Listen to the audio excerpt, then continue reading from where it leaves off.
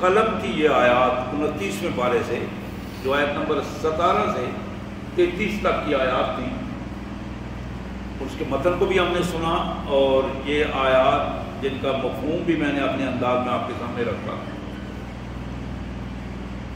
کائنات کے مالک نے یہ مثال اس وقت مکہ کے لوگوں کے سامنے رکھی کہ جب مکہ کے لوگ اپنی زرعی زمین پر، جو ان کے باغات طائف میں تھے، مختلف قریشی قبیلہ کے لوگ اور باقی لوگوں کے بڑے بڑے باغات اور اچھی زرعی زمینیں طائف کی طرف موجود تھیں، تو اس پر وہ اطراء کر کہا کرتے تھے۔ رسول اللہ صلی اللہ علیہ وسلم کو کئی دفعہ انہوں نے کہا، اچھا اب یہ بندہ جو ہے نعوذ باللہ یہ نبی ہوگا جس کے پاس کھانے پینے کے لیے بھی کچھ نہیں ہے، جس کے پاس کوئی اتنا کوئی لمبی چوڑی زمینیں نہیں ہیں، کوئی بڑے باغات نہیں ہیں، کوئی پروٹوکول نہیں ہے، اٹو بچوں کے نعرے نہیں ہے، اب اس کو ہم نبی مان لیں؟ اس طرح کی خرافات وہ بکتے رہتے تھے، اور دنیا و ما فیہا میں رہ کر اللہ اور اس کے قانون سے لاابالی پن کا اظہار کرتے تھے، بے خبر رہ کر یہ حرکتیں کرتے تھے۔ تو کائنات کے مالک نے ان کو یہ واقعہ سنایا کہ یہ واقعہ تم سے پہلے ہو چکا ہے، اور تم جانتے ہو کہ تمہارے قریب ہی یہ واقعہ ہوا ہے۔ تو مفسرین نے لکھا ہے کہ یہ یمن میں صنعاء کے قریب ایک باغ تھا، اس کا یہ واقعہ ہے، جس میں اللہ تبارک و تعالیٰ نے اس کیفیت میں یہ انہیں بتایا کہ ایک فرد جو بڑا نیک انسان تھا، سخی تھا، یہ بہت بڑا باغ اس کے موجود تھا، اور اس باغ کے اندر اس نے فصلیں بھی لگا رکھی تھی۔ جب اس باغ کی کٹائی کرتا تو اسپیشل غریبوں، مسکینوں، یتیموں کے لیے حصہ رکھتا تھا وہاں، اور لوگ آتے تھے اس کا انتظار کرتے تھے۔ باغ کی چنائی پر الگ وہ غریبوں مسکینوں کو حصہ دیتا تھا، جہاں جیسے جیسے فصل کی کٹائی ہوتی تھی اس کا الگ حصہ دیتا تھا۔ 4 بیٹے تھے اس کے، باپ جب فوت ہوا تو جب اگلی فصل آئی تو بیٹوں نے مشترکہ یہ فیصلہ کیا 2 پہلوؤں پر۔ ایک تو یہ ہے کہ ہماری تعداد بڑھ گئی ہے، چھوٹے چھوٹے بچے ہیں، اب کیا کریں ان میں غریبوں مسکینوں کو دیں گے تو ہمارے پاس کیا بچے گا، تو پورے سال کی یہ فصل ہے۔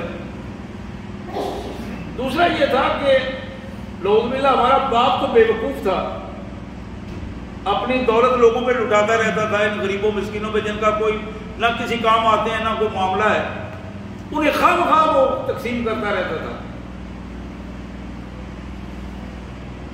اس لیے ہمیں اپنی دولت کو محفوظ رکھنا چاہیے، اور محفوظ کر کے ایک باغ سے 2 باغ بنانے چاہیے، اور آگے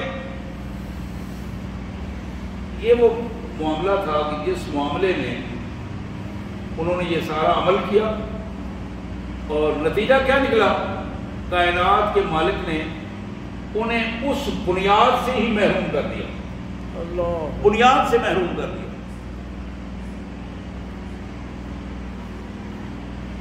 مجھے یاد آ رہا ہے سیالکوٹ میں ایک بہت بڑا نام ہے پروفیسر جاوید صاحب کا، بڑے معروف نام ہے، اور 2-3 فیکٹریاں تھیں ان کی۔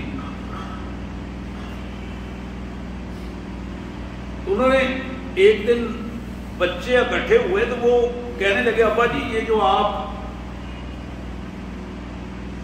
10 یا 15% اپنی آمدنی میں سے لوگوں کو دے دیتے ہیں، حالات نازک ہو گئے ہیں، معاملات طرف زیادہ بڑھ گئے ہیں، تو ہم کیوں نہ اس کو تھوڑا سا کم کر دیں، 15 کی بجائے 10 کر دیں، 10 کی بجائے 5 کر دیں، تھوڑا ہمارا سلسلہ بھی چلتا رہے اور یہ خیرات بھی چلتی رہے۔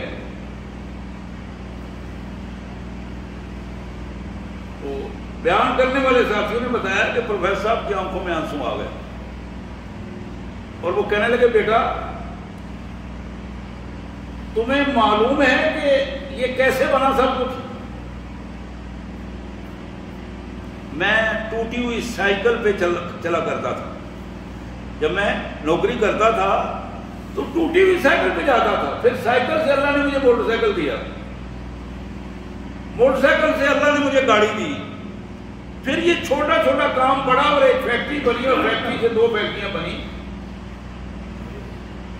انہوں نے بڑا تاریخی جملہ کہا, جس مالک نے یہ تمہیں دیا ہے اس مالک کو لیتے ہوئے واپس لیتے ہوئے دیر نہیں لگتی.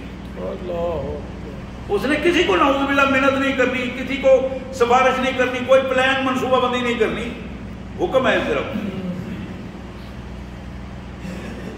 آج اگر اس کا حصہ نکال دو گے, اس کو اپنے کاروبار سے نکال دو گے, فصلوں سے نکال دو گے, برکت ختم ہو جائے گی, اس کا حکم ختم ہو جائے گا اور تباہی اور بربادی تمہارا مقدر ہوگی. اور یہ بالکل حقیقت ہے. ہر فرد اپنی اپنی جگہ پہ اپنے اپنے انداز میں اس کے تجربات ہیں. ترمذی کی ایک حدیث, جناب سعد بن سعد رضی اللہ تعالیٰ عنہ کی یہ روایت, کہتے ہیں کہ جا رجل فقال یا رسول اللہ دلنی علی عمل اذا انا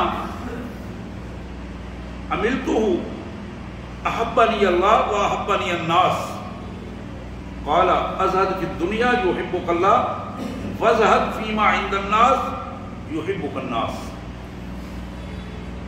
محمد کریم صلی اللہ علیہ وسلم تشریف فرما تھے. ایک شخص آیا اور اس نے آگے عرض کی, اللہ کے پیارے رسول صلی اللہ علیہ وسلم, مجھے کوئی ایسا عمل بتائیے کہ جس عمل کو میں آپ کے حکم کے مطابق پورا کر دوں تو میں اللہ کا بھی محبوب بن جاؤں اور بندے بھی مجھ سے محبت کرنا شروع کر دیں. یحبنی اللہ و یحب الناس, لوگ بھی مجھ سے محبت کریں اور اللہ بھی مجھ سے محبت کرے. وہ ایسا عمل بتائیں جس کو اللہ کی محبت اور بندوں کی محبت چاہیے, وہ یہ عمل کرے. میرے آقا صلی اللہ علیہ وسلم کا فرمان ہے اور اس میں ذرہ برابر کمی نہیں ہے, کوئی شک نہیں ہے. جہاں ہم شک کریں گے اپنے ایمان میں شک کریں گے. محمد الرسول صلی اللہ علیہ وسلم کا فرمان ہے. اب ذرا سنیے حضور نے اسے کیا جملہ, اس نے 2 باتیں پوچھی تھی, آپ نے 2 باتیں بتائیں. پہلی بات ازہد فی الدنیا یحبک اللہ, دنیا سے لاؤبالی پن کا رویہ رکھ لے, دنیا سے بے پرواہ ہو جا, دنیا کی محتاجیاں ختم کر دے, اللہ تم سے محبت کرنا شروع کر دے. سبحان اللہ. ازہد فی الدنیا یحبک اللہ, جب تم دنیا کو پیچھے رکھو گے اللہ کو آگے رکھو گے, اللہ تم سے محبت کرے گا. جب ہر معاملے میں تم دنیا کو آگے رکھو گے تو پھر اللہ اور تمہارا تعلق برقرار نہیں رہے گا. یہ پہلا اصول ہے جو رسول اللہ صلی اللہ علیہ وسلم نے بتایا. دوسری بات آپ نے فرمائی وَذْهَبْ فِيمَا عِنْدَ النَّاسِ يُحِبُّكَ النَّاسِ, جو کچھ لوگوں کے پاس ہے ان سے بے پرواہ ہو جاؤ, ان سے توقعات نہ رکھ, ان پہ نظر نہ رکھ, لوگ تم سے محبت کرنا شروع کرتے ہیں. جب تم لوگوں کے پیچھے لگو گے, ان کی دولت پہ نظر رکھو گے, ان کی سہولتوں پہ نظر رکھو گے, ان کے اٹھنے بیٹھنے کھانے پینے رہنے سہنے پہ تمہاری نظریں ہوں گی, تو پھر لوگ تم سے محبت نہیں کریں گے, وہ نفرت کا رویہ بن جائے گا. جب تم یہ چاہو گے کہ لوگ تم سے محبت کریں تو پھر جو کچھ ان کے پاس ہے اس سے اپنے آپ کو بے پرواہ بنا لو. سبحان اللہ و بحمدہ سبحان اللہ العظیم. یہ کمال قسم کا نسخہ ہے میرے لیے بھی, آپ سب بھائیوں کے لیے بھی, میری بہنوں کے لیے بھی. اللہ سے محبت کب ملتی ہے؟ جب دنیا کی محبت ختم ہو. دنیا کی محبت ختم ہوگی, اللہ کی محبت ملے گی. اسی طرح دنیا داروں کے پاس جو کچھ ہے اس کی محبت ختم ہوگی تو دنیا داروں کی محبت, دنیا میں رہنے والوں کی محبت مل جائے گی.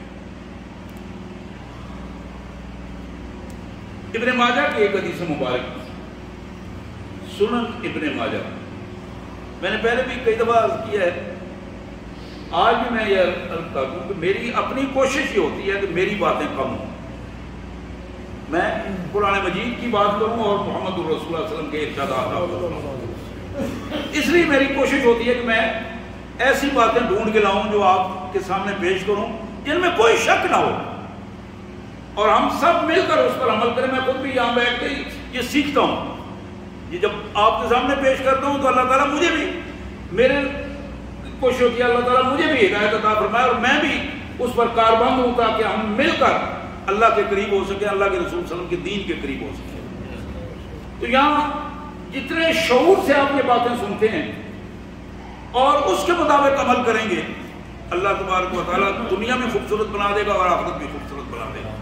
سبحان اللہ. ابن ماجہ کی یہ روایت جناب ابو امامہ رضی اللہ تعالیٰ عنہ صحابی فرماتے ہیں کہ نبی رحمت صلی اللہ علیہ وسلم نے فرمایا اغبط اولیائی عندی لمؤمن خفیف الالحاد ذو حظ من الصلاة احسن عبادت ربہ. میرے دوست وہ ہیں, اب رسول اللہ صلی اللہ علیہ وسلم کا دوست آپ اندازہ کر سکتے ہیں, صحابی تو ہم نہیں بن سکتے, وہ تو صرف وہ مقدر والے لوگ تھے جن کو اللہ نے معاف, لیکن اولیاء رسول محمد رسول اللہ صلی اللہ علیہ وسلم کا دوست, حضور نے فرمایا اولیائی میرا دوست, عندی جو میرے قریب ہوگا قیامت کے دن, لمؤمن وہ ایمان والا بندہ ہوگا, خفیف الحاد جو چھوٹے چھوٹے جھگڑوں سے بھی بچ جائے, ہر معاملے میں ٹانگ نہ اڑائے,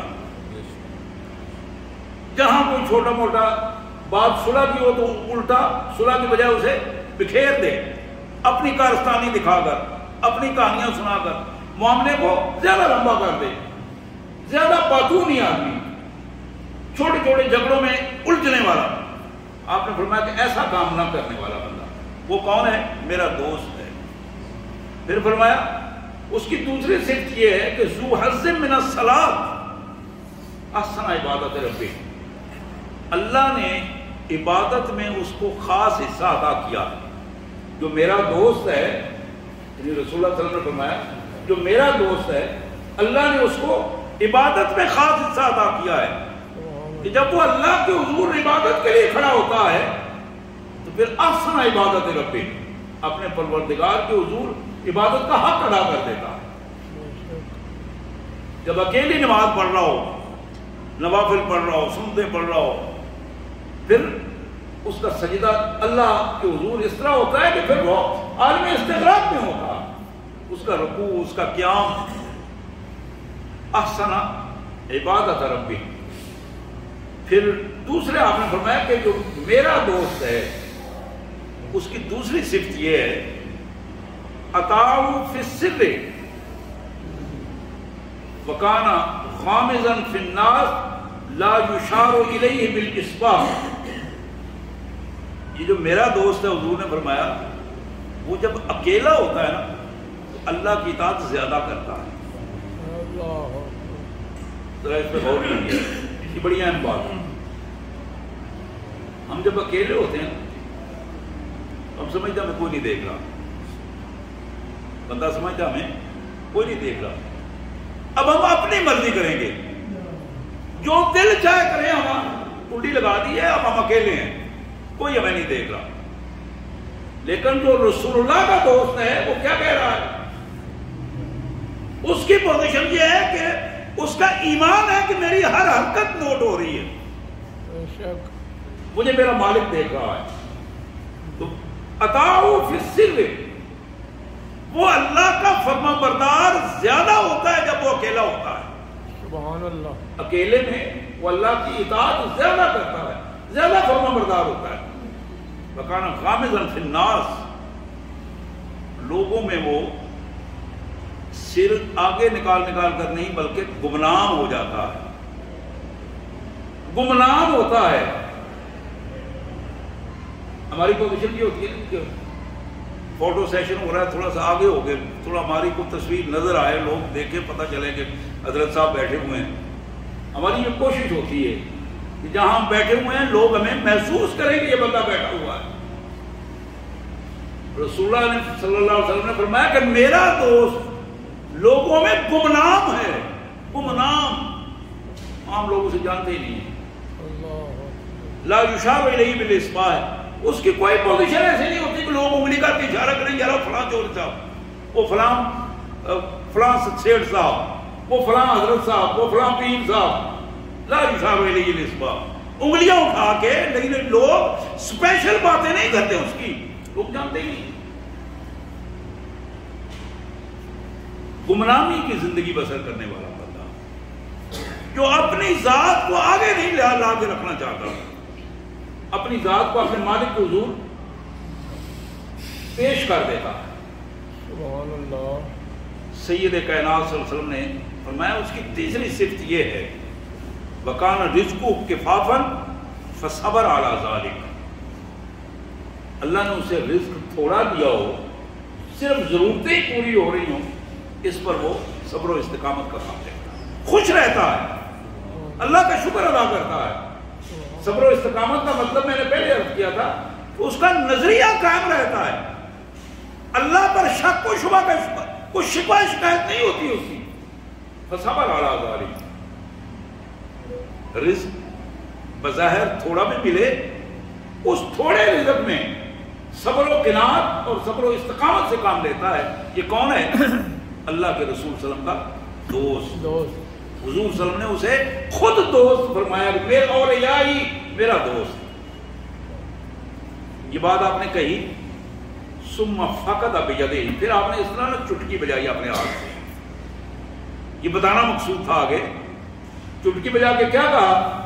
عجلت منیتہ، بالکل اس طرح اس کی موت آ جاتی ہے۔ یہ ایسا بندہ اللہ اسے بری موت سے بچاتا ہے، اللہ اسے دنیا میں عذاب سے بچاتا ہے، دنیا میں آزمائشوں سے محفوظ رکھتا ہے۔ عجلت منیتہ، اس کی موت کی کیفیت ایسے آتی ہے جیسے چٹکی بجا کے وقت گزر جاتا ہے۔ فرمایا قلت بواقعی، رونے والی خواتین اس پر کم ہوتی ہیں، کوئی لمبی چوڑی رونے والی خواتین زیادہ گھروں میں میت پر روتی ہے نا، تو الفاظ ان کے حوالے سے ہے، یعنی بہت کم آنکھیں ہیں جو اس کے لیے اشکبار ہوتی ہیں، بہت کم آنکھیں ہیں، رونے والیاں بہت کم ہوتی ہیں۔ وَكُلَّ تَرَاسَهُ، اور اس کی میراث بھی کم ہوتی ہے، تو وراثت بھی لمبی چوڑی نہیں ہوتی کہ جس وراثت کو لے کر پھر لوگ لڑیں جھگڑیں اور پھر ایک لمبا سلسلہ شروع ہو جائے۔ اب اس حدیث کے الفاظ میں دوبارہ آپ کے سامنے رکھ رہا ہوں، اس پہ ذرا غور کیجیے۔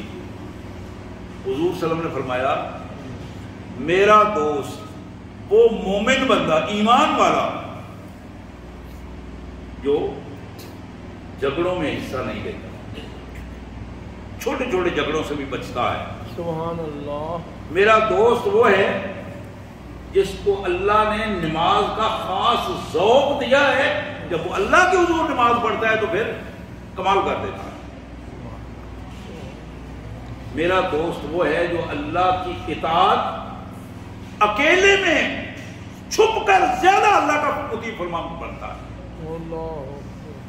اس کو چھپ اکیلے میں گناہ یاد آتے ہیں تو اکیلے میں اس کی آنکھیں اس گناہوں کو بجھا دیتی ہیں، آپ گناہوں کی بجھاتی ہیں۔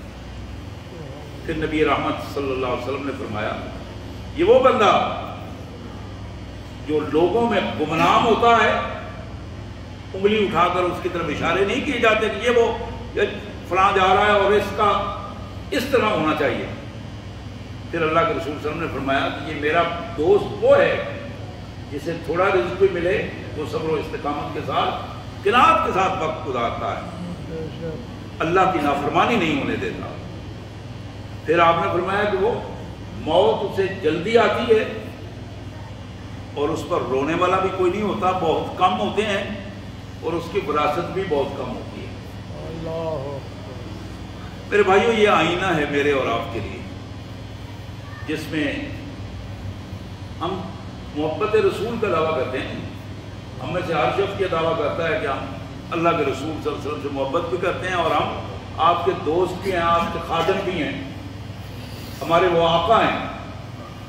تو یہ اپنے آقا کی خدمت کے لیے اپنے مالک، اپنے مہربان رسول اور مہربان نبی صلی اللہ علیہ وسلم کی دوستی کا مقام حاصل کرنے کے لیے ان چیزوں پر عمل کرنا ضروری ہے، اخلاص کے ساتھ اس حوالے سے اپنے آپ کو پیش کرنا ضروری ہے۔ نبی رحمت صلی اللہ علیہ وآلہ وسلم کی ایک دوسری حدیث مسند احمد حدیث کی کتاب ہے، امام محمد احمد بن حنبل رحمۃ اللہ علیہ نے لکھی ہے، 30 جلدوں میں، بہت بڑی حدیث کی کتاب ہے۔ فرماتے ہیں کہ نبی رحمت صلی اللہ علیہ وسلم نے فرمایا عرض علی ربی لیجعل لی بطحا مکہ ذہبا، میرے اللہ نے، حضور نے فرمایا میرے اللہ نے، میرے مالک نے مجھے یہ آفر دی کہ محمد اگر تم چاہو مکہ کی اس بطحا وادی کو میں سارے کی ساری وادی کو تمہارے لیے سونا بنا دوں، تم اگر چاہو تو یہ ساری وادی تمہاری ملکیت میں دے دوں اور سونا بنا دوں۔ دنیا میں کوئی تمہارے مقابلے کا ایسا بندہ نہ ہو جو دولت مند تمہارے مقابلے کا ہو، سب سے زیادہ دولت تمہارے پاس ہو، تمہارے قدموں میں ہو۔ فقلت، حضور فرماتے ہیں کہ میں نے عرض کیا لا یا رب، نہیں میرے مالک، میں یہ دولت نہیں لینا چاہتا، میں یہ پوری وادی سونا نہیں بنانا چاہتا، کیا کرنا چاہتا ہوں، ولیکن میری خواہش یہ ہے اشبع یومن و اجوع یومن، ایک دن میں پیٹ بھر کے کھاؤں اور دوسرے دن بھوکا رہوں۔ اللہ اکبر، ذرا غور کیجیے، یہ کتنے خوبصورت الفاظ ہیں، اور شاید آج ہم جب اپنا تجزیہ کر رہے ہوں تو بندہ سمجھتا ہے یہ ممکن ہی نہیں ہے، یہ کیسے ایک دن سحروں کو کھاؤں اور دوسرے دن بھوکا رہوں۔ اور یہ خواہش ہے، یہ ہے مجبوری اور بات ہے، یہ خواہش ہے۔ اللہ کے رسول صلی اللہ علیہ وسلم نے اپنے مالک کے حضور اپنی خواہش پیش کی۔ فَإِذَا جُعْتُ تَضَرَّعْتُ إِلَيْكَ وَذَكَرْتُكَ، میرے مالک جب میں بھوکا ہوں دوسرے دن تو پھر میں آپ کے حضور گر گڑاؤں، پھر میں آپ سے مانگوں، آپ کے حضور روؤں، آپ کو یاد کروں، اور میں تیری یاد سے ایک لمحہ میں پیچھے نہ رہوں۔ وَإِذَا شَبَعْتُ حَمَدْتُكَ وَشَكَرْتُكَ، اور جب میرا پیٹ بھرا ہو تو مجھے کھلائے پلائے، اور جس دن ایسی پوزیشن ہو میں تیری زیادہ تعریف بیان کروں اور تیرا شکر ادا کروں۔ میرے بھائیوں، یہ بھی ایک معیار ہے میرے اور آپ کے لیے۔ ہم کتنی بڑی بڑی نعمتیں اللہ کی استعمال کرتے ہیں، اور کتنا کلمہ شکر ہماری زبانوں سے نکلتا ہے اور ہمارے عمل سے ہوتا ہے، اس پہ بھی ہمیں غور کرنا چاہیے۔ اور سب سے اہم بات، اللہ کے شکر کا جو طریقہ ہے وہ صرف زبان سے نہیں ہے، زبان سے اقرار کرنا ضروری ہے، بار بار بندہ اپنے مالک کے حضور اس کا اظہار کرے، لوگوں کو بتانے کی ضرورت نہیں، اللہ کو بتانے کی ضرورت ہے۔ لیکن اس کا عملی طریقہ یہ ہے کہ اس کی جیسے جیسے وہ اللہ کا شکر گزار بندہ بنتا چلا جائے، ایسے ایسے اس کی زندگی اللہ کی اطاعت میں آتی چلی جائے، پھر وہ اللہ کی نافرمانیاں نہ کرے۔ شکر گزاری کا تقاضا یہ ہے، لیکن شکر گزاری کا یہ تقاضا نہیں ہے کہ بینک میں بیلنس بڑھاتا چلا جائے، سود کے پیسے بڑھاتے چلے جائیں، اور روز بیلنس شیٹ چیک کر کے کہے جی اللہ کا شکر ہے، اللہ کا شکر ہے کہ بہت کچھ بڑھ گیا ہے۔ رشوتیں لینا شروع کر دے، اور نعوذ باللہ، یہ میں تنزیہ بات کر رہا ہوں، اللہ تعالیٰ مجھے اور آپ کو پناہ عطا فرمائے، رشوت کا حرام لے کر اور یہ کہے کہ اللہ کا بڑا فضل ہے، میں اس کا شکر گزار ہوں کہ اس نے مجھے اس حالت میں رکھا ہوا ہے۔ تو میرے بھائیوں، یہ ایک اہم حوالے سے یہ بات ہے کہ نبی رحمت صلی اللہ علیہ وآلہ وسلم کہ اس کیفیت کو اس حدیث میں ذرا محسوس کیجیے۔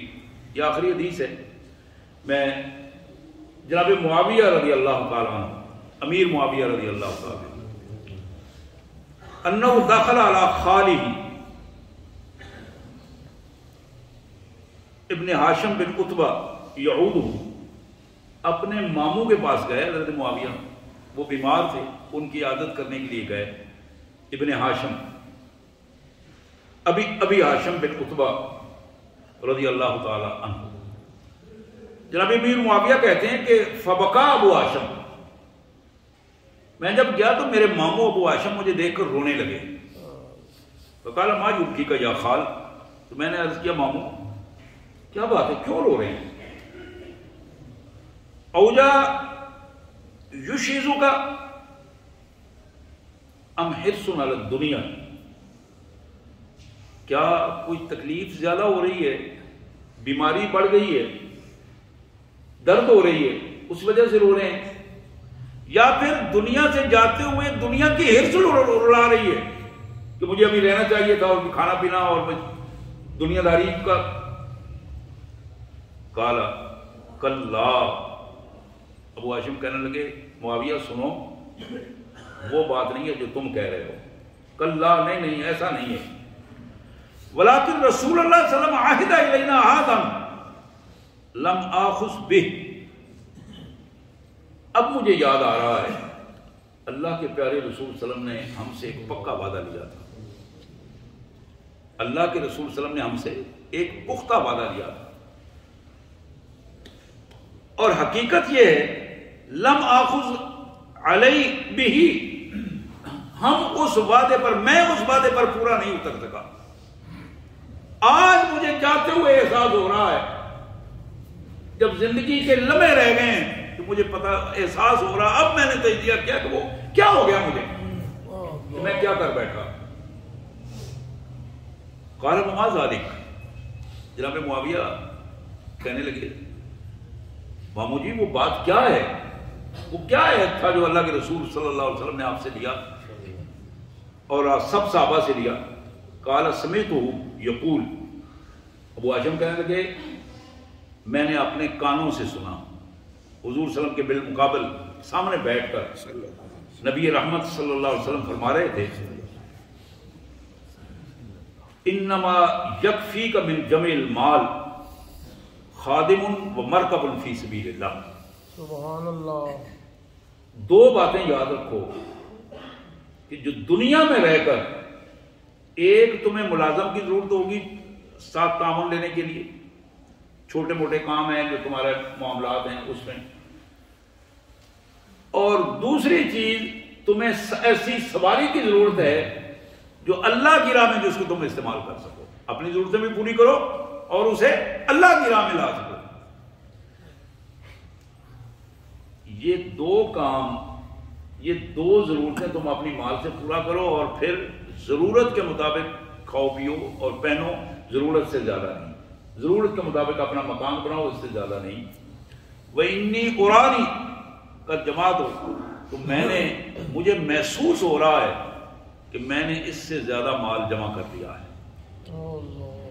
آج مجھے تکلیف ہو رہی ہے، آج مجھے محسوس ہو رہا ہے میں نے اللہ کے رسول سے جو وعدہ کیا تھا وہ وعدہ نبھ نہیں سکا، اس وجہ سے مجھے رونا آ رہا۔ غور فرمائیے گا، میں اپنی جگہ پہ غور کر رہا ہوں، آپ اپنی جگہ پہ کیجئے کہ یہ جو وعدہ صحابہ سے حضور نے لیا تھا وہی وعدہ ہمارا بھی ہے، ایمان والوں کا وہی وعدہ ہے۔ کتنی چیزیں ہیں ہم اپنے گھر میں بیٹھ کر اگر آج اللہ ہم سے حساب لینا شروع کر دے اور پھر ہم تپتی جگہ پر کھڑے ہوں اور پھر یہ ہمیں کہہ دیا جائے کہ تمہارے گھر میں جو تمہاری ملکیت ہے صرف گن کر سنا دو، کس تپتی جگہ پر کھڑے ہو کر ہم کتنے دیر میں اسے گن سکیں گے؟ وہ کتنی چیزیں ہمارے پاس ہیں اور کتنی ہماری ضرورت ہے اور کتنی ہماری خواہشات کی وجہ سے جمع ہو گئی ہیں، بلا مقصد ہمارے پاس پڑی ہوئی ہیں، حالانکہ وہ دوسروں کے کام آ سکتی ہیں۔ میرے کام میں تو زیادہ سے زیادہ 1 یا 2 4 سوٹ ہوں گے، لیکن اگر میں نے 10 سوٹ بنوائے ہوئے ہیں تو وہ ان میں سے 2 4 کسی غریب کے بھی کام آ سکتے ہیں۔ اگر میرے پاس 2 4 جوتوں سے زیادہ جوتے ہیں تو 1 2 جوتے تو چلو میرے کام کے ہیں، تو وہ باقی جوتے کسی غریب کے کام بھی آ سکتے ہیں۔ یہ وہ چیزیں ہیں جو عام استعمال کی چیزیں ہیں، ہمارے گھر میں وہ پڑی رہتی ہیں، پورا پورا سال پڑی رہتی ہیں، ہم ان کو استعمال نہیں کرتے، موقع ایسا نہیں آتا، لیکن ہم دوسرے کے استعمال کے لیے اسے نہیں دیتے۔ یہ وہ معمولی سی توجہ ہے، اس پہ توجہ اپنی مبذول فرمائیں اور پھر فیصلہ کریں کہ کل ہم ان حالات میں اپنے اللہ کے حضور جب جائیں گے اور ہم سے پوچھا جائے گا لَتُسْأَلُنَّ يَوْمَئِذٍ عَنِ النَّعِيمِ، ایک ایک نعمت کے بارے میں ہم سے پوچھا جائے گا، ہمارے پاس اس کا کیا جواب ہوگا؟ اس سوال میں مولوی صاحب بھی شامل ہوں گے، پیر صاحب بھی شامل ہوں گے، متقی صاحب بھی شامل ہوں گے، اور کاروبار والا بھی شامل ہوگا، کسان بھی شامل ہوگا، زمیندار اور جاگیردار بھی شامل ہوگا، دکاندار بھی شامل ہوگا، سب لوگ ہوں گے۔ اللہ تعالیٰ اس کو سوچنے اور عمل کی توفیق عطا فرمائے۔